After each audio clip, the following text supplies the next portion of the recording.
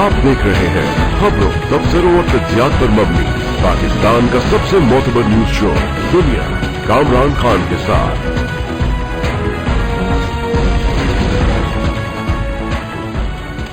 अस्सलाम वालेकुम, मैं हूं कामरान खान। कराची की माहौल में और सियासत में एक बड़ी खुशगवार तब्दीली है। इससे पहले कराची में जब MQM यानी मुत्तहिदा कौमी मूवमेंट का कोई एहतजाज होता था या उसे किसी बात पर गुस्सा आता था तो पूरे शहर में हू का आलम होता था। चंद घंटों के अंदर पूरे शहर को बंद कर दिया जाता था। फायरिंग्स की आवाजें आ रही होती थी, कहीं कहीं गाड़ियां जल रही होती थी, लोग जख्मी भी हो रहे होते थे और पूरा शहर आनन फानन बंद हो जाता था। लेकिन अब ये कैफियत बदल गई है और उसी की अक्कासी आज एक बार फिर हुई जब कल सैयद मुस्तफा कमाल की हंगामा खेज प्रेस कॉन्फ्रेंस के बाद और अल्ताफ हुसैन पर बराह रास्त संगीन इल्जामात के बाद आज MQM ने अपने कायद जनाब अल्ताफ हुसैन से इजहार यकजहती के लिए कराची के 18 मकामात पर मुजाहरे किए। ये एहतजाजी मुजाहरे थे। ये मुजाहरे कराची के 18 मकाम पर हुए, लेकिन कराची में जिंदगी मामूल के मुताबिक चलती रही, बाजार खुले रहे, कहीं पर भी खौफ और हिरास का माहौल देखने में नहीं आया। और ये वो तब्दीली है जिसकी झलक इससे पहले कराची में नजर नहीं आती रही। पिछले 3 दहाइयों में MQM के इस किस्म के गुस्से का या एहतजाज का मायने ये होते थे कि शहर मुकम्मल तौर पर बंद हो जाए। मुजाहरों में जो आज हुए MQM की राब्ता कमेटी के अरकान भी थे और इसके अलावा MQM के रहनुमा और कारकुन भी थे जिन्होंने अपने आप को शहर के 18 मकामात पर बांट लिया था। शहर के जिन मकामात पर मुजाहरे किए गए और वहां पे इस बात को यकीनी बनाने की कोशिश की गई कि यहाँ पे ट्रैफिक ना रुके और कोई बड़ा ट्रैफिक जैम ना हो, यहाँ पे टायर्स ना जलाए जाए, ट्रैफिक को रोकने की कोई कोशिश न की जाए। इसमें कराची के 18 मकामात पर आज जहां पर आज कुछ वक्फे के लिए ये एहतजाजी मुजाहिरीन जमा हुए, उन्होंने प्ले कार्ड उठाए हुए थे। उनमें कराची का डिफेंस का इलाका था, बर्न्स रोड, नॉर्थ नाज़िमाबाद, लाठी, कोरंगी, मलीर, शाह फैसल कॉलोनी, गुलिस्तान जौहर, मस्कन चौरंगी, गुलशन इकबाल हसन स्क्वायर और लाइन्स एरिया समेत दीगर मकामात शामिल थे। ये तमाम मकामात वो थे जहां पर जिस वक्त ये मुजाहरे हुए यानी कि पीक आवर शाम के कोई 4:30-5 बजे के करीब वहां पर बहुत शदीद ट्रैफिक होता है, लेकिन कोई बड़ी रुकावट देखने में नहीं आई और इस तरह से MQM ने अपना एहतजाज भी रिकॉर्ड करा दिया और अपने कायद जनाब अल्ताफ हुसैन के साथ इजहार यकजहती भी की। इस मौके पर सेनेटर नसरीन जलील, नामजद मेयर वसीम अख्तर और MQM के अपोजिशन लीडर ख्वाजा इजहारुल हसन ने आज भी इस कल के इस वाक़े को कहा कि ये MQM को तकसीम करने की साजिश है और ये साजिश नाकाम हो जाएगी। मुझे तो इन पे तरस आता है, रहम आता है कि क्योंकि इनकी कठपुतलियां हैं, ये इनकी डोरें कहीं और हैं। ये एक और तमाशा किया जा रहा है। ये टेस्ट ट्यूब बेबी जो है वो 3 महीने का है। इंशाल्लाह पाकिस्तान की आवाम देखेगी कि ये बेचारे खैर से बुद्धू घर को आए, दुबई वाले कहेंगे इनके लिए। वो जो पुराना तजर्बा है उसके खिलाफ एहतजाज कर रहे हैं। जो पुरानी स्क्रिप्ट है, जो पुराने लैब्स हैं, जो पुराने टेस्ट ट्यूब बेबीज मर चुके हैं और ये नए पैदा किए गए, उनके खिलाफ आवाम जो है वो खड़ी हुई है। जब कल मुस्तफा कमाल की प्रेस कॉन्फ्रेंस आने वाली थी तो मुझे पक्का यकीन था कि मैं नहीं समझती थी कि जो कुछ उन्होंने बकवास कल की है, जो जुल्फिकार मिर्जा का किरदार उन्होंने आके अदा किया है और अपनी सियासत को कराची तक महदूद कर दिया, तो मैं नहीं समझती थी कि ऐसा होगा। कायदे तहरीक अल्ताफ भाई ने सितारा बनाया और आसमान की बुलंदियों को उन्होंने छुआ। वो इस अंदाज से गुफ्तगू करेंगे जिससे जो उनका मकरू चेहरा था वो सामने आया। ये कभी भी नहीं हो सकता कि किसी भी कायद को उसके नजरिए से, किसी भी कायद को उसकी जमात से, किसी भी कायद को उसके फिक्र फलसफे और उसकी कौम से जुदा किया जा सके। जिस तरह से कायद आजम मोहम्मद अली जिन्ना को पाकिस्तान से जुदा नहीं किया जा सकता, इसी तरीके से कायद तहरीक अल्ताफ हुसैन भाई को मुत्तहिदा कौमी मूवमेंट और 98% पाकिस्तान के मजलूम अवाम उससे जुदा नहीं किया जा सकता। इस तरह से मुत्तहिदा कौमी मूवमेंट ने आज जनाब अल्ताफ हुसैन के साथ इजहार यकजहती भी किया और कल की प्रेस कॉन्फ्रेंस के हवाले से अपना एहतजाज भी रिकॉर्ड कराया। इस दौरान शहर मामूल के मुताबिक रहा, लेकिन शहर के कुछ हिस्सों में आज कुछ तशद्दुद भी देखने में आया, कुछ तोड़ फोड़ भी हुई, मगर MQM का उससे दूर तक ताल्लुक नहीं था। आज मजहबी जमातें एहतजाज कर रही थी और मौजू था मुमताज कादरी की सुप्रीम कोर्ट के हुक्म पर फांसी। इसके बारे में हम आपको बात करेंगे। ये एहतजाज सिर्फ कराची में नहीं बल्कि पाकिस्तान के दूसरे शहरों में भी हुआ है। वक्फे के बाद इसके बारे में आपको बताएंगे।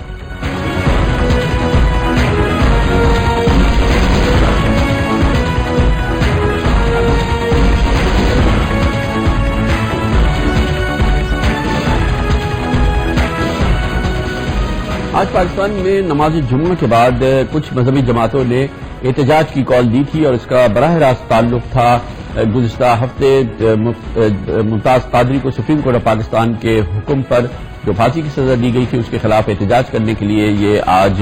दिन मुंतखब हुआ था, जिसके हवाले से आज की सूरत हाल उस दिन से मुख्तलिफ रही जब मुमताज कादरी की तदफीन हुई थी और जिसमें लाखों लोगों ने शिरकत की थी, मगर वो इंतहाई पुरअमन इज्तिमा था, बल्कि मिसाली इज्तिमा था जिसमें नज़्म भी देखने में आया था और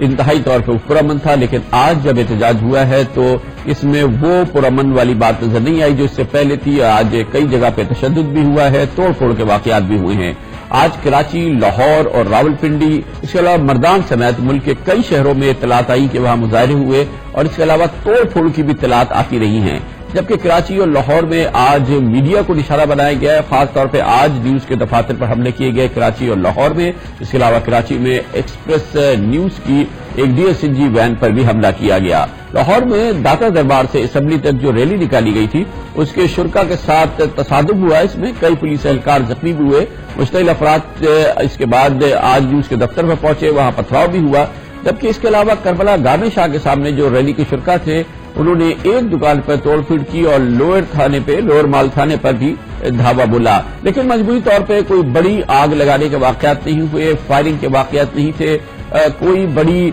कैजुअलिटीज की भी इत्तलात नहीं आई लाहौर में होने वाले इस एहतजाज के मौके पे, जो कि इस तरह के इज्तिमा के लिहाज से बहरहाल रिलेटिवली बेहतर पोजीशन है। कराची में नमाज जुमा के बाद जामा क्लास मार्केट से, आराम बाग मार्केट से जो है वो एक रैली निकाली गई, नुमाइश चौरंगी तक की ये गई थी। मुश्तइल अफराद ने जब ये सदर से गुजर रहे थे यहाँ पर मोबाइल फोन मार्केट और इलेक्ट्रॉनिक्स मार्केट में कुछ तोड़ फोड़ की, यहाँ पर उनकी कोशिश थी कि दुकानों को बंद कराया जाए और फौरी तौर पर दुकानें बंद कराने की कोशिश की गई। इस दौरान तशद्दुद भी हुआ है। पुलिस एहलकार कहते हैं कि गो कि उन्होंने इंतहाई सब्र और ज़ब्त से काम लिया, मगर इस दौरान उन पर तशद्दुद भी किया गया, लेकिन इसके बावजूद वो साबित कदम रहे और उन्होंने कोई जवाबी कार्रवाई नहीं की। ये नुमाइश चौरंगी का वाकया है। यहाँ पर एक्सप्रेस न्यूज की एक DSNG वैन के शीशे तोड़ दिए गए और मुश्तइल अफराद ने गुरु मंदिर पर आज न्यूज के दफ्तर पर पथराव किया। हैदराबाद में भी एक रैली थी जिसके मुश्तइल शुरा ने प्रेस क्लब पर पथराव किया, जिसके बाद सहाफी प्रेस क्लब में महसूर होकर रह गए। रावलपिंडी में सादिकाबाद चौक और बाराकहू में मुजाहरा हुआ,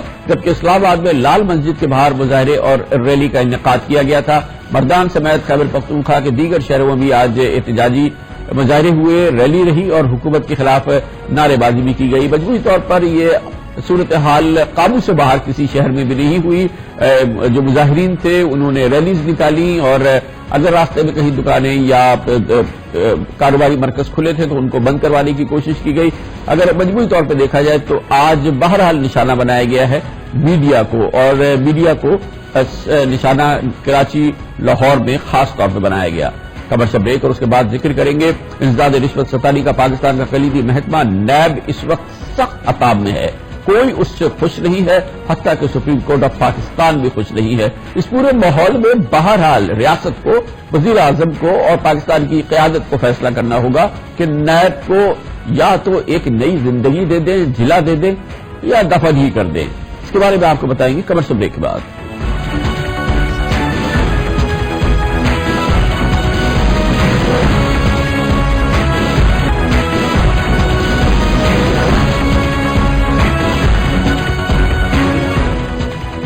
इंसदाद रिश्वत सतानी का महकमा नैब कभी भी पुरसुकून अंदाज में शायद काम करता हुआ तो नहीं देखा गया, लेकिन पिछले 3 हफ्तों से जब वजीर आजम जनाब नवाज शरीफ ने नैब को आड़े हाथ लिया था, नैब हुक्काम दो तरफा मुश्किलात का शिकार नजर आते हैं। ایک جانب حکومتی اور سیاسی رہنما گرج برس رہے ہیں اور دوسری طرف نیب کے لیے مسلسل پریشانی کا باعث ہے کیونکہ اعلیٰ عدلیہ بھی سپریم کورٹ آف پاکستان بھی نیب حکام پر برہم دکھائی دیتی ہے. شاید ہی کوئی موقع ہو جب سپریم کورٹ آف پاکستان میں نیب کے حوالے سے کسی کیس کی سماعت ہو رہی ہو یا اعلیٰ عدلیہ میں نیب کے کیس کی سماعت ہو رہی ہو اور نیب کی کارکردگی کے حوالے سے یا اس کے اعتبار کے حوالے سے اعلیٰ عدلیہ میں سخت ریمارکس نہ دیے جائیں, جس سے واضح طور پہ لگتا ہے کہ پاکستان کی اعلیٰ عدلیہ نیب کی کارکردگی کے حوالے سے نہ صرف یہ کہ شدید تحفظات رکھتی ہے, اس کے مختلف حوالوں سے اس پر شدید اعتراضات بھی ہیں. اب یہ تازہ بات ہے کہ سپریم کورٹ کی 2 رکنی بینچ نے کل bank of Punjab fraud case میں نیب حکام کی کارکردگی پر ایک بار پھر شدید برہمی کا اظہار کیا. جسٹس شیخ عصمت سعید نے ریمارک دیتے ہوئے کہا کہ نیب کے حکام پہلے ملزمان کو پکڑتے ہیں اور پھر چھوڑ دیتے ہیں. نیب حکام شیخیاں چھوڑ کر عدالت کے طلب کرنے پر پیش ہوں. نیب نے صورتحال بہتر نہیں کی تو چیئرمین کو طلب کر لیں گے, یہ کہا گیا تھا. اور یہ بات بہت اہم ہے کہ اس سے پہلے کئی بار نیب کے چیئرمین جناب Qamar Zaman Chaudhry supreme court of Pakistan میں مسلسل پیش ہوتے رہے ہیں. اس سے قبل بھی supreme court of Pakistan NAB کی کارکردگی کے حوالے سے برہم رہی ہے. مثال کے طور پر جسٹس امیر ہانی مسلم اور جسٹس دوست محمد خان پر مشتمل سپریم کورٹ کی 2 رکنی بینچ نے 16 ستمبر کو نیب میں کرپشن اور نااہلی سے متعلق کیس کی سماعت کے دوران ریمارکس میں کہا تھا کہ 5 کروڑ روپے لوٹنے والا 1.25 کروڑ میں پلی بارگین کر کے سرکاری عہدے پہ بحال ہو جاتا ہے. قومی احتساب بیورو پلی بارگین کے ذریعے کرپٹ ملزمان کو فرشتہ بنا دیتا ہے. یہ تو اس بات کی ترغیب ہے کہ مترادف ہے کہ خود لوٹو مگر ہمیں ہمارا حصہ دو. ایک جیسے کیسز میں ایک چور کو سزا ملتی ہے اور دوسرا پلی بارگین کر کے پاک صاف ہو جاتا ہے. اس حوالے سے جو اس وقت نیب کا جو گرفت ہے اور جو اس کی مشکلات ہے, اس کا آغاز ہوا تھا 20 روز قبل جب وزیر اعظم جناب نواز شریف نے بھاولپور میں مسلم لیگ نون کے بلدیاتی نمائندوں سے خطاب کیا تھا اور اس دوران نیب پر اپنے سخت غصے کا اظہار کیا تھا. انہوں نے کہا کہ نیب حکام لوگوں کی عزتیں اچھالتے ہیں. ایک نیب جو ہے وہ بھی میرا خیال ہے کہ اس کو اپنا کام زیادہ ذمہ داری کے ساتھ کرنا چاہیے. وہ معصوم لوگوں کو بھی جان بوجھ کے ان کے دفتروں میں گھروں میں گھس جاتے ہیں اور وہاں جا کے جو ہے نا وہ ان کو تنگ کرتے ہیں, نہیں دیکھتے کہ یہ کیس جو ہے وہ صحیح ہے یا نہیں ہے. غلط کیسز کے اوپر بھی ہاتھ ڈالنے کی کوشش کرتے ہیں. نواز شریف صاحب وزیر اعظم صاحب کی آبزرویشن ہوتی ہے, وہیں پہ بات ختم ہو جاتی, تو لگتا ہے کہ شاید کوئی ایک معاملہ ہوا یا کچھ ایسے معاملات ہوئے جس کی وجہ سے جناب وزیر اعظم بہت زیادہ غصے میں آئے, وہ بہت برہم ہو گئے. لیکن لگتا یہ ہے کہ یہ بات صرف وزیر اعظم کی حد تک نہیں ہے, کیونکہ نیب کے بارے میں صرف وزیر اعظم نواز شریف ہی نہیں بلکہ کئی دوسری اہم حکومتی شخصیات اور بہت اہم حکومتی شخصیات اب نیب کو کڑی تنقید کا نشانہ بنا رہی ہیں. نیب میں کچھ قباحتیں اور ان قباحتوں کے لیے ہم نے بھی کچھ تجاویز مرتب کی ہیں. کسی کے پر نہیں کاٹنے, لیکن اگر کسی کے ناخن بڑھ گئے ہوں تو انہیں تراشنا ضروری ہوتا ہے. نیب کو اپنے دائرہ کار میں رہ کے کام کرنا چاہیے.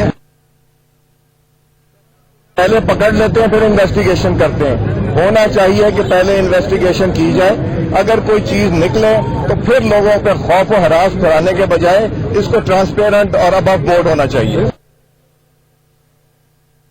آج یہ بات جو پوری دنیا کر رہی ہے کہ نیب کو اپنا ہاؤس ان آرڈر کرنا ہوگا, نیب کو کسی کی پگڑی اچھالنے کا اختیار نہیں ہونا چاہیے. یہ اکاؤنٹیبلٹی ان لوگوں کی بھی ہونی چاہیے جو الزام لگانے سے پہلے نہیں سوچتے کہ اس کے اندر کیا ہے اور کیا نہیں ہے. نیب جو ہے وہ اپنی توانائیاں خرچ کرے گی تو ایسا ہرگز کرنے نہیں دیا جائے گا. مگر اہم بات یہ ہے کہ گو کہ جب وزیر اعظم نے نیب کی سرزنش کی تو پیپلز پارٹی اور تحریک انصاف وزیر اعظم کے خلاف, حکومت کے خلاف کھڑی ہوئی اور وقتی طور پہ اس نے نیب کا ساتھ دینے کا فیصلہ کیا. لیکن یہ بات ایسی ہے نہیں, کیونکہ صرف حکومت ہی نہیں, پاکستان پیپلز پارٹی تو نیب سے بہت زیادہ نالا ہے. گزشتہ سال 18 نومبر سے پاکستان پیپلز پارٹی مسلسل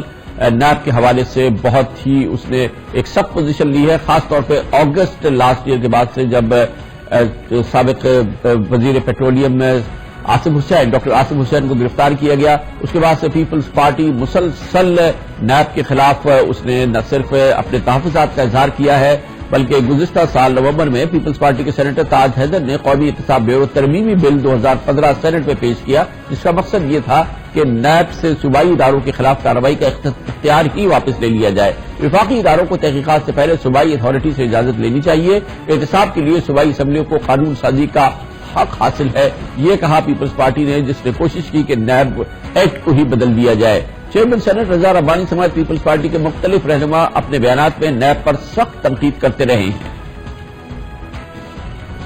हम इसको काला कानून कहते हैं। सबसे बड़ी बात है कि अकाउंटेबिलिटी कोर्ट है, जो एहतसाब कोर्ट है, उसके पास जमानत देने की पावर ही नहीं है। ये एक ऐसा काला कानून है जिसके अंदर कोई अकाउंटेबिलिटी कोर्ट के जज को पावर ही नहीं है। मैं समझता हूं कि ये पावर देनी चाहिए। इसके तरीक़ेकार को ठीक किया जाए कि अगर कोई इन्वॉल्व है तो उसकी इन्वेस्टिगेशन, मुकम्मल इन्वेस्टिगेशन हो, उनके पास कोई शोकास हो कि वो खुद आए, अपनी बात को वहां साबित करे कि वो गलत नहीं है, वो सही है, ये इल्जामात गलत है। उसके बाद जब ये चीजें सारी साबित हो जाए तो फिर एक्शन होना चाहिए, गिरफ्तारी होनी चाहिए। ये तरीका गलत है कि पहले बुलाओ, पकड़ के अंदर करो, फिर कहो कि अब तुम्हारे ऊपर इन्वेस्टिगेशन चलेगी। ये तरीकेकार गलत है। एक अक्रॉस द बोर्ड अकाउंटेबिलिटी और दूसरा नैब के कानून को देखने की जरूरत है। नैब के कानून को इसलिए देखने की जरूरत है कि जो अदारा पूरे मुल्क का एहतसाब कर रहा है, उस अदारे का एहतसाब कौन करेगा? और अगर ऐसा जरूर हो जाए, अगर वजीर आजम किसी मुल्क के, पाकिस्तान के वजीर आजम ये चाहते हैं, अगर पाकिस्तान की सेनेट के चेयरमैन ये चाहते हैं, अगर पाकिस्तान की कौमी असम्बली के स्पीकर ये चाहते हैं, अगर पाकिस्तान की सुप्रीम कोर्ट ये चाहती है नैब के बारे में, अगर वजीर आजम को, चेयरमैन सेनेट को, कौमी असम्बली के स्पीकर को, सुप्रीम कोर्ट ऑफ पाकिस्तान को एतराज है या उनके ख्याल में उनके तहफ़्फ़ुज़ात हैं और इसमें बड़ी तब्दीली करने की जरूरत है, तो फिर देर किस बात की है? पार्लियामेंट मिले और इस सिलसिले में नई कानून साजी कर दे, नैब को जिला दे दे, एक नई जान दे दे, एक उसमें नई रूह भूक दे, उसके कवानीन में तरमीम कर दे, नहीं तो उसको फारिग कर दे। ये रोजाना जो जिस सूरत हाल से ये इदारा गुजर रहा है कि किसी सूरत में भी कौमी मफादात की किसी सूरत से भी इससे सर्व नहीं होते कौमी मफादात। खबर से ब्रेक और उसके बाद जिक्र करेंगे बिल आखिर पाकिस्तान जीत गया है जी। अब से थोड़ी देर कबल पाकिस्तान ने T20 एशिया कप में पहली कामयाबी हासिल की है, दूसरी कामयाबी हासिल की और श्रीलंका को 6 विकेटों से शिकस्त दे दी है। इसके बारे में आपको बताते हैं छोटे से कमर्शियल ब्रेक के बाद।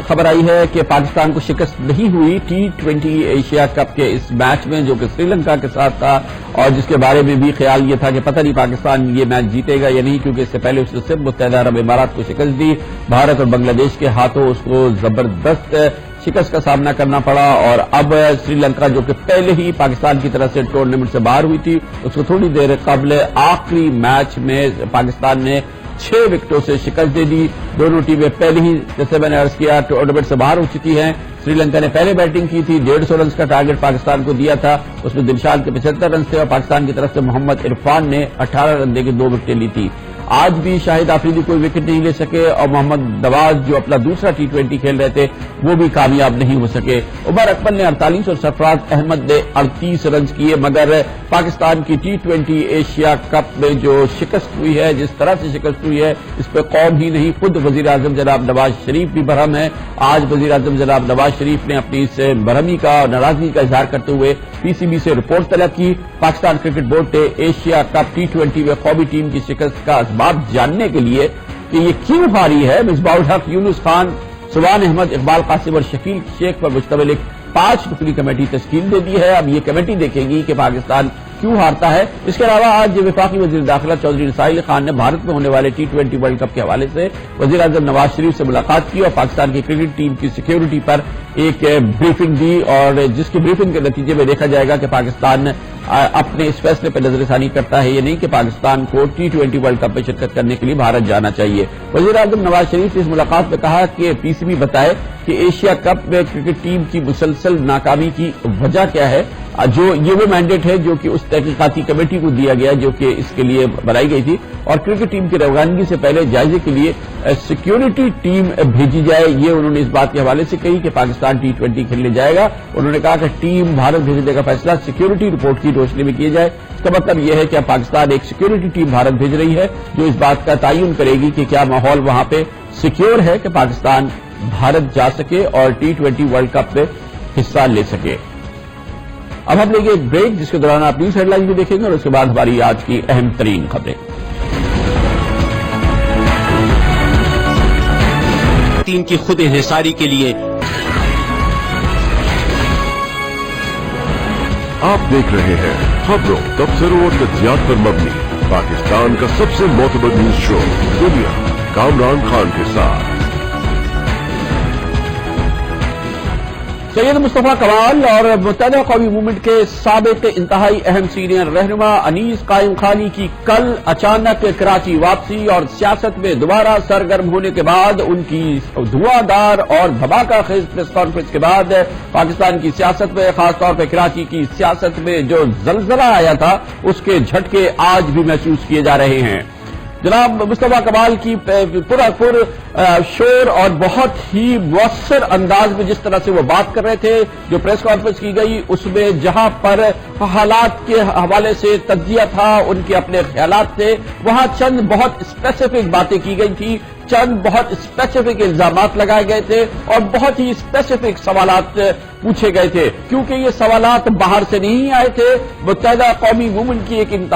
दो इंतहाई अहम तरीन शख्सियात की जानिब से आए थे, उन लोगों की जानिब से आए थे जो कि इंतहाई करीब थे मुत्तहदा कौमी मूवमेंट से और इसके फैसला साजी के अंदाज को अच्छी तरह से जानते हैं, और फिर ऐसे अवामिल जो कि इससे पहले पाकिस्तानियों के सामने रहे हैं, कराची वालों के सामने रहे हैं, उन पर उनके अपने सवालात, उनके अपना तजस्सुब या उनकी अपनी एक हैरानकुन कैफियत रही है, उसको अल्फाज दिए और उसको बाकायदा इल्जामात की शक्ल में जनाब सैयद मुस्तफा कमाल ने अपनी प्रेस कॉन्फ्रेंस में शामिल किया। अगर इस पूरी प्रेस कॉन्फ्रेंस को 2.5 घंटे की प्रेस कॉन्फ्रेंस में से चंद चीजों को भी निचोड़ लिया जाए, उनको निकाल लिया जाए, वो चंद चीजें ऐसी हैं जो इंतहाई कलीदी हैं, बहुत अहमियत है, क्योंकि इसके लिए मुत्तहदा कौमी मूवमेंट को हर सूरत में वजाहत देनी होगी, इनके जवाबात देने होंगे, क्योंकि ये वो करती है, ये उस पर लाजिम है कि वो अपने करोड़ों वोटरों को, अपने करोड़ों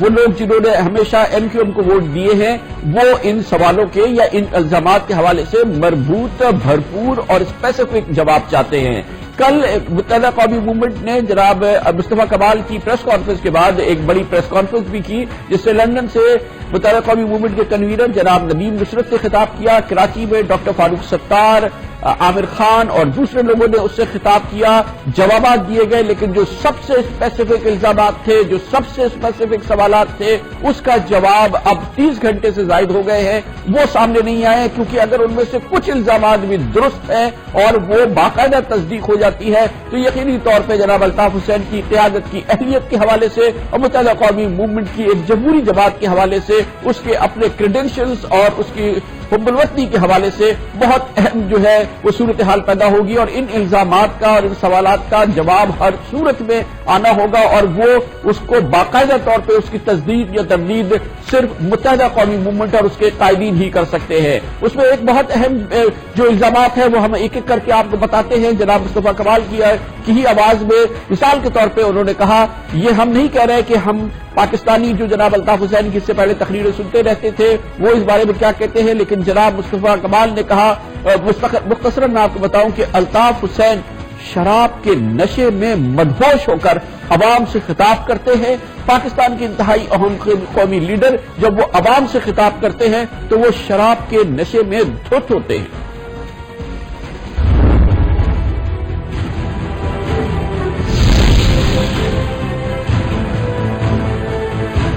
को हमने जो है वो खुदा बना के पेश किया, वो क्या बातें कर रहा है, किस लैंग्वेज को इस्तेमाल कर रहा है, और जब हमने ये सारा कुछ और बेहोश है। अब तो ये दौर आ गया है कि पहले तो रात में तकरीर नहीं होती थी, पहले रात में जो है वो मूड ऑफ होता था, मूड खराब होता था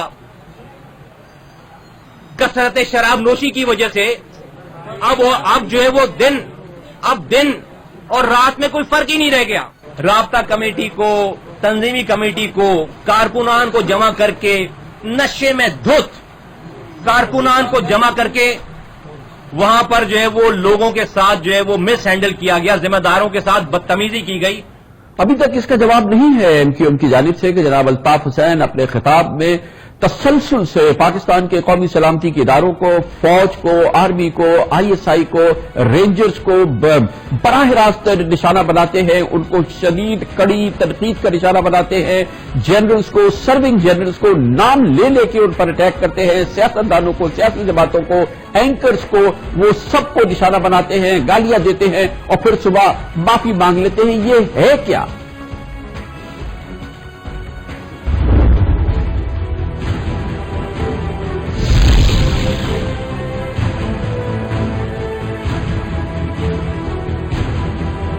دیکھ کر فیصلے کرنا، خبر دیکھ کر فیصلے کرنا، خبر دیکھ کر جو ہے وہ آپ کیا تمام میڈیا والے نہیں پتا کہ ڈیسک پہ ڈائریکٹ کال آتی ہے آپ لوگوں کو کہ لکھو. کتنی دفعہ یاد بھی نہیں اب تو میڈیا والوں کو کہ کتنی دفعہ استعفے دے چکے خود وہ، کتنی دفعہ قیادت چھوڑنے کا اعلان کر چکے ہیں، کتنی دفعہ جو ہے وہ حکومت سے الگ ہونے کا اعلان کر چکے ہیں، کتنی دفعہ آرمی کو گالی بک چکے ہیں، کتنی دفعہ آرمی سے معافی مانگ چکے ہیں، کتنی دفعہ کس پارٹی کو برا بڑا کہہ چکے ہیں پھر اس پارٹی. تو بھائی کوئی حد ہوتی ہے یار. اس کے علاوہ بھی اس کا بھی جواب ابھی ایم کیو ایم کی جانب سے نہیں ہوا کہ کیسے ایک جمہوری جماعت کے اندر یہ ممکن ہے کہ جو اس کی سپریم کونسل ہے وہ ایک ماحول ایسا ہے کہ جس میں معمول کے مطابق وہ تحلیل کر دی جاتی ہے، بحال کر دی جاتی ہے. تحلیل کریے اس کی اعلیٰ ترین فیصلہ سازی کا جو ادارہ ہے وہ ایک معمول کی طریقے سے اس کو ایک عام سی بات ہے کہ اس کو تحلیل کر دیا جائے اور اس کو بحال کر دیا جائے، اس کے چوٹی کے رہنماؤں کو غیر فعال کر دیا جائے، گھر بھیج دیا جائے، گھر بٹھا لیا جائے اور پھر واپس بنا لیا جائے. یہ ایک دفعہ کی بات نہیں ہے، 2 دفعہ کی بات نہیں ہے، یہ معمول کا عمل ہے جس سے ثابت ہوتا ہے کہ جناب الطاف حسین خود ایم کیو ایم ہے اور M Q M Altaf Hussain ہیں.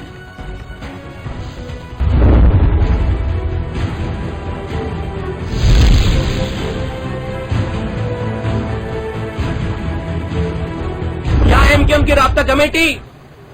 پہلے تو ہفتوں میں، مہینوں میں، ہمارے زمانے میں ہوا کرتی تھی، اب منٹوں میں اور گھنٹوں میں ذلیل ہوتی ہے، منٹوں میں اور گھنٹوں میں ذلیل ہوتی ہے. اور اب تو عالم یہ رہ گیا ہے کہ نہ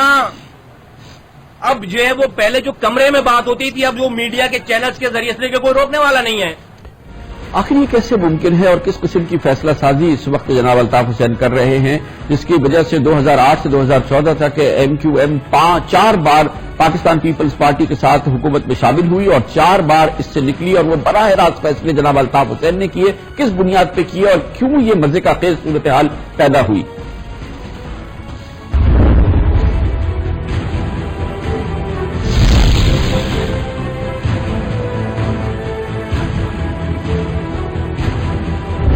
دفعہ باقاعدہ طور پر گورنمنٹ کو ہم نے چھوڑا ہے اور بڑے بڑے ہم نے دعوے کیے اور ہم نے الطاف حسین صاحب نے زردارانہ نظام کے خاتمے کی بات کی، آرمی کو آفر کی، محب وطن جرنیلوں کو آفر کیا کہ آ جاؤ ٹیک اوور کر لو، اور بالکل پیک پہ جا کر لڑائی کر کر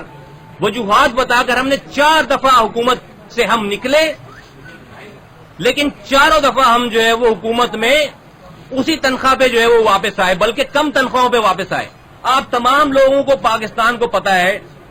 کہ حکومت میں شامل ہونے کے فیصلے اور حکومت سے نکلنے کے فیصلے کون کرتا ہے. ہمارے یہاں فرد واحد کرتی رہی ہے اور آج بھی کر رہی ہے. بہرحال ایم کیو ایم کو باقاعدہ اس بات کا جواب دینا ہوگا کہ یہاں سے جو کنٹریبیوشن ہوتی ہے یا ڈونیشن جمع ہوتے ہیں یا زکوٰۃ، فطرے، قربانی کی کھالوں کی رقم جمع ہوتی ہے، جناب مصطفیٰ کمال کہتے ہیں، دعوے سے کہتے ہیں کہ اس سے دراصل لندن اور دبئی میں پراپرٹیز خریدی گئی ہیں اور اس وقت لندن میں مختلف ناموں سے اور دبئی میں ایم کیو ایم کے لوگوں کی پراپرٹیز ہے جس کو براہ راست جناب الطاف حسین اور ان کے قریبی لوگ کنٹرول کرتے ہیں.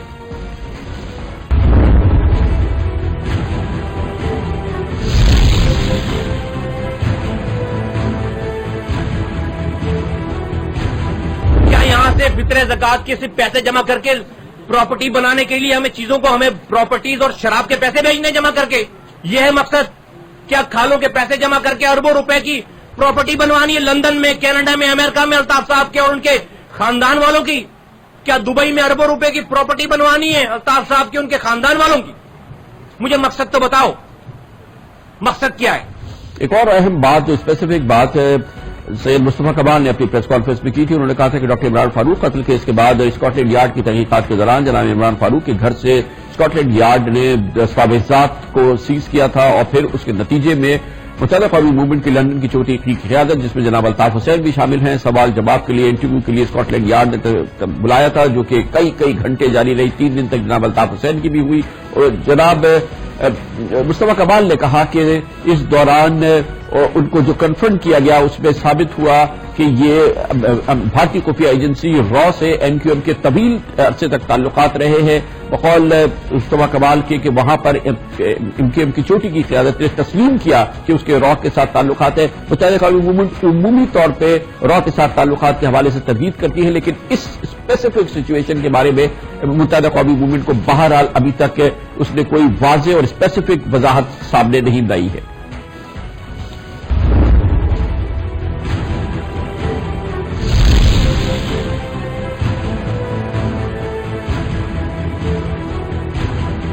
کہ ایک ایک آدمی کو انٹرویوز کے لیے بلانا شروع کیا جس میں ایم کیو ایم وہاں کی رابطہ کمیٹی کے تمام افراد انکلوڈنگ الطاف حسین صاحب کو بھی بلایا انہوں نے. اس میں ان کو یہ بتایا گیا کہ آپ انڈیا سے فنڈنگ لیتے ہیں. انہوں نے کہا نہیں جی بالکل نہیں لیتے. انور صاحب سے پوچھا گیا, طارق میر صاحب سے پوچھا گیا, الطاف حسین صاحب سے پوچھا گیا, انہوں نے کہا نہیں لیتے. اس کے بعد انہوں نے ایک کے بعد دوسرے اسکاٹ لینڈ یارڈ نے ایک کے بعد دوسرے ڈاکومنٹ ان کے سامنے رکھنا شروع کیے جو کہ ڈاکٹر عمران فاروق بھائی کے گھر سے برآمد ہوئے تھے. تو پوچھا بھائی کیوں بتا دیا سارا کچھ؟ انہوں نے کہا بھائی ہمارے پاس چارہ ہی نہیں تھا. ون آفٹر دی انادر انہوں نے کہا ساری ایویڈنس. انہوں نے کہا پھر ہم فلیٹ ہو گئے اور پھر اس کے بعد جو انہوں نے جو وہ ریکارڈ کرانا شروع کیا تو جو اسکاٹ لینڈ یارڈ نے پوچھا بھی نہیں تھا ان کے سارے صفحے کالے کر دیے. 20 سال کا سارا کچا چٹا بتایا کہاں جاتے تھے, کہاں ملتے تھے, کہاں را کے ٹاپ لوگوں سے جن کے پرائم منسٹر سے جو ہے تعلقات, جو را کے چیف کی تعلقات ہوں گے نا پرائم منسٹر سے ایکسس ہوگا اور کس کا ہوگا. یہ ان کی اسٹیٹمنٹس میں ہے. یہ کس کو دے رہے ہیں؟ اسکاٹ لینڈ یارڈ کو دے رہے ہیں. اس کے علاوہ بالکل واضح طور پہ اسپیسیفک انداز میں جناب مصطفیٰ کمال نے یہ بھی کہا تھا کہ انہیں اور کچھ اور ایم کیو ایم کی چوٹی کے لوگوں کو اس حوالے سے جو اسکاٹ لینڈ یارڈ میں تحقیقات ہوئی تھی اس کی اطلاع خود ایم کیو ایم کے انہی لوگوں نے دی تھی جو کہ اس تحقیقات میں شامل تھے. ایک اور اہم بات اس میں انہوں نے یہ کہی تھی کہ اس میٹنگ میں سابق وزیر داخلہ رحمان ملک بھی موجود تھے.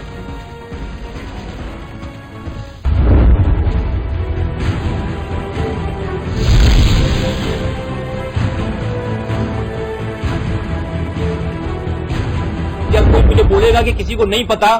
کہ پارٹی کے, اس کو نہیں پتا ایم کیو ایم میں سے کسی کو نہیں پتا جو پارٹی کی ٹاپ ہائرارکی ہے کہ اس کو جو ہے وہ پارٹی نے نہیں بتایا ہوا تھا کہ پارٹی جو ہے وہ 20 سالوں سے را سے فنڈنگ لے کر جو ہے وہ یہاں پر کام کر رہی ہے, را سے تعلقات ہیں. تو جب جو جھوٹ بولے گا اس وقت ہم سچ بولیں گے. ہمیں باقاعدہ دبئی بلا کر اور انور صاحب وہاں سے آئے, طارق میر صاحب آئے اور اس وقت کے وزیر داخلہ, سٹنگ وزیر داخلہ رحمان ملک صاحب کو اور ہم لوگوں کو باقاعدہ اپرائز کیا گیا کہ اسکاٹ لینڈ یارڈ کو ہم کے پاس کیا کیا کچھ ہے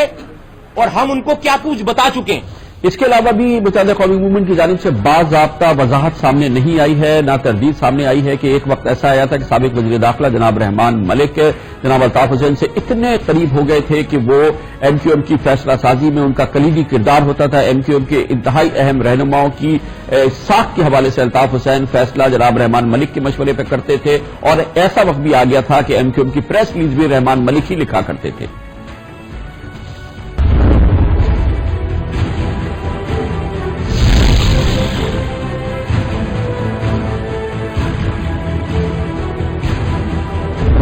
صاحب سے ان کی ملاقات, رحمان ملک صاحب جو ہے وہ ابھی یہ نہیں پتا چلتا تھا وہ چھوٹے بھائی کون ہے, بڑے بھائی کون ہے. ایک دوسرے کو چھوٹے اور بڑے بھائی سے مخاطب 9 گھنٹے جہاں جس جگہ پہ ایم کیو ایم کے کارکنوں کے ذمہ داروں کی ایکسس نہیں ہے ان کے گھر پہ الطاف صاحب کی رحمان ملک صاحب 9 گھنٹے بیٹھتے تھے وہاں پہ. وہاں سے نکل کر پریس ریلیز وہ لکھواتے تھے, ایم کیو ایم کی پریس ریلیز رحمان ملک لکھواتے تھے ایم کیو ایم والوں کو فون کر کے کہ جو ہے وہ یہ لکھنا ہے. یہ کوآرڈینیشن تھی. لیکن اسی دور میں شہر کے ایک ڈپارٹمنٹ چھن گیا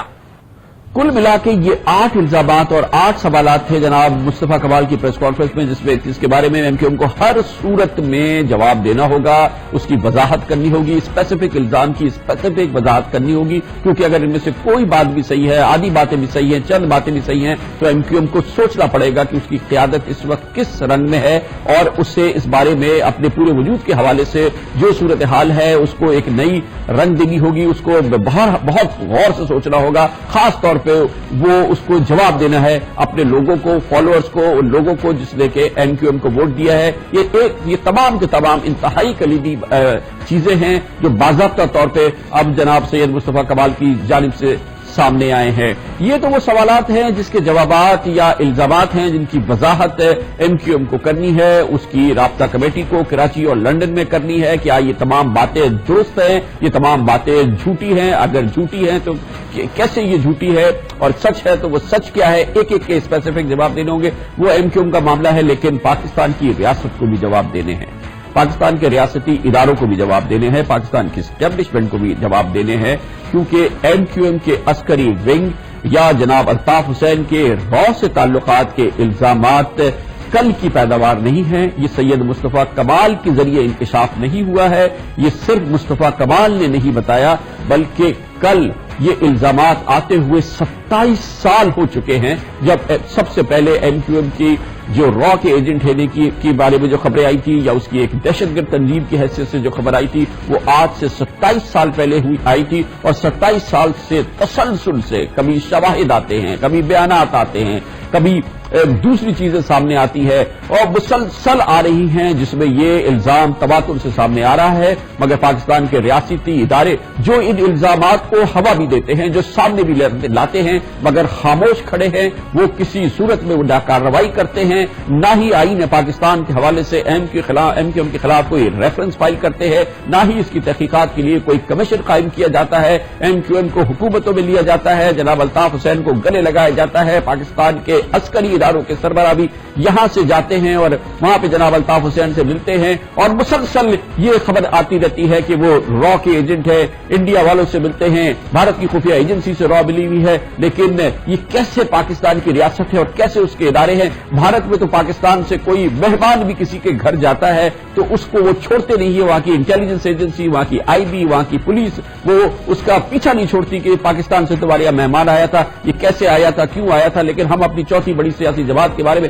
27 سال سے کہہ رہے ہیں کہ وہ را کے ساتھ ملی ہوئی ہے، بھارت کی خفیہ ایجنسی، پاکستان کے دشمن ترین ملک کی خفیہ ایجنسی کے ہاتھوں میں کھیل رہی ہے، مگر اس کے خلاف اس حوالے سے نہ کوئی کیس رجسٹر ہوا ہے، نہ ہی کوئی کسی قسم کی کوئی کمیشن بنا ہے، اور نہ ہی آئین پاکستان کے خلاف کوئی ریفرنس فائل ہوا ہے کہ اسے کلغم تنظیم قرار دیا جائے۔ اس کی ابتدا ایم کیو ایم کو را یا دہشت گرد تنظیم ہونے کی ابتدا کل مصطفیٰ کمال نے نہیں کی، اس کی سب سے پہلے اطلاع میں نے اپنے پروگرام میں اپنی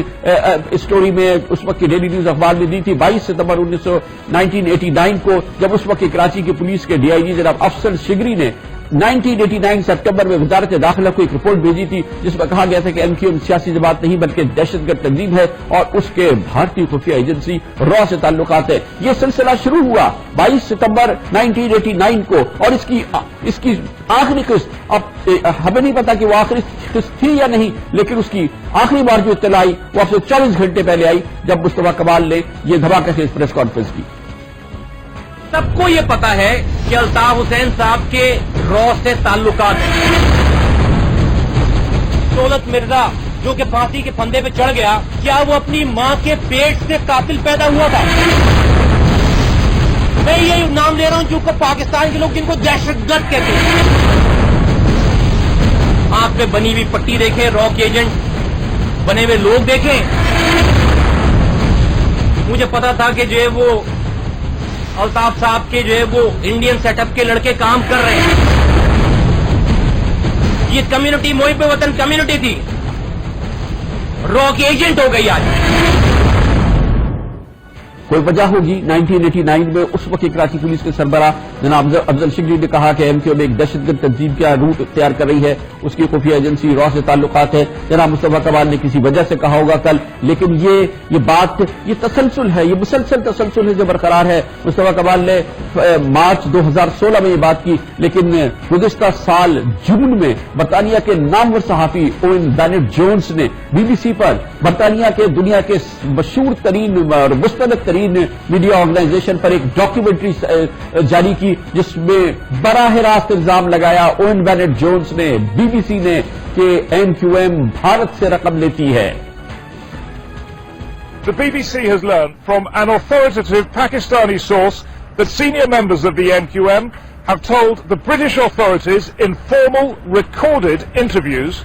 that the party was receiving funding from the Indian government. And to many Pakistanis, the idea that a major political party in Pakistan could be funded by India is deeply shocking. یہ براہ راست الزام ہے be B C کا, اوین Bennet Jones کا, برطانیہ کے صحافی کا, کہ برطانیہ یہ شواہد ملے ہیں کہ ایم کیو ایم بھارتی خفیہ ایجنسی سے پیسے لیتی ہے, اس کے ساتھ ملی ہوئی ہے. کل جناب مصطفیٰ کمال نے ایک اور اہم اسپیسیفک واقعے کا ذکر کیا تھا. انہوں نے کہا تھا کہ ناقابل تردید ثبوت بھارت کے خفیہ ایجنسی را کے ایم کیو ایم کے ساتھ ملے تھے جب ڈاکٹر عمران فاروق قتل کیس ہو گیا تھا. اس کے بعد اسکاٹلینڈ یارڈ نے تحقیقات کی تھی, ڈاکٹر عمران فاروق کے گھر پہ چھاپا مارا گیا تھا, معاف کیجیے گا وہاں کی تلاشی لی گئی تھی, اور وہاں سے جو دستاویزات ملی تھی ان دستاویزات کی روشنی میں اور جو پھر تحقیقات ہوئی اس کی روشنی میں یہ ثابت ہوا تھا کہ ایم کیو ایم کے مسلسل بھارتی خفیہ ایجنسی را کے ساتھ تعلقات ہے, اور یہ سارے تعلقات جو تھے وہ ایم کیو ایم پوری جماعت کے نہیں بلکہ لندن میں موجود ایم کیو ایم کی چوٹی کی قیادت کے حوالے سے تھے. جناب مصطفیٰ کمال نے کل اس بارے میں بتایا تھا. جب ڈاکٹر عمران فاروق بھائی کی شہادت کے بعد 2010 میں اسکاٹ لینڈ یارڈ والوں نے ان کے گھر پر تفتیش شروع کی اور ان کے گھر سے سارا سامان جمع کرنا شروع کیا, وہ ان کے گھر سے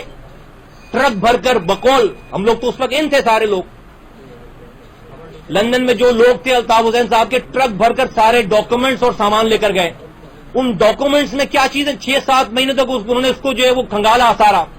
کیا چیزیں نکلی اس میں سے. 6-7 مہینوں کے بعد انہوں نے ایم کیو ایم کے ایک آدمی کو انٹرویوز کے لیے بلانا شروع کیا. یہ اسپیسیفک بات جو کل سید مصطفیٰ کمال نے کی, اگر خالی انہوں نے کہی ہوتی اور صرف ان کا انکشاف ہوتا تو ہم اس کی کوئی بھی تعویل مان لیتے, جو ایم کیو ایم والے تعویل دے رہے ہیں, کوئی وجہ دے رہے ہیں, وہ مان لیتے کہ مصطفیٰ کمال کسی وجہ سے یہ بات کریں. مگر ایگزیکٹلی یہی بات 29 جولائی 2013 کو برطانیہ کے چوٹی کے اور انتہائی مستند اخبار دی گارڈین نے اپنی اشاعت میں دعویٰ کیا تھا, اور اب سنیے کہ کیا دعویٰ تھا. یہ وہی دعویٰ ہے, اسی کی تصدیق ہے جو مصطفیٰ کمال کر رہے ہیں کہ برطانوی پولیس کو عمران فاروق قتل کیس کے دوران جناب عمران فاروق کے گھر سے بے شمار دستاویزات ملی ہیں. مصطفیٰ کمال نے کہا کہ ٹرک بھر کے ملی ہیں, جن سے ثابت ہوتا ہے کہ ایم کیو ایم کے کارکنوں کو بھارت میں دہشت گردی کی تربیت ملی ہے. یہ کہا گارڈین نے, اور یہ برطانیہ ہی کا ایک بہت ہی مستند اخبار ہے. مگر ایک اور بہت اہم بات ہے جو کہ ہم مصطفیٰ کمال کچھ بات کہیں, پاکستان کے ادارے کوئی بات کہیں,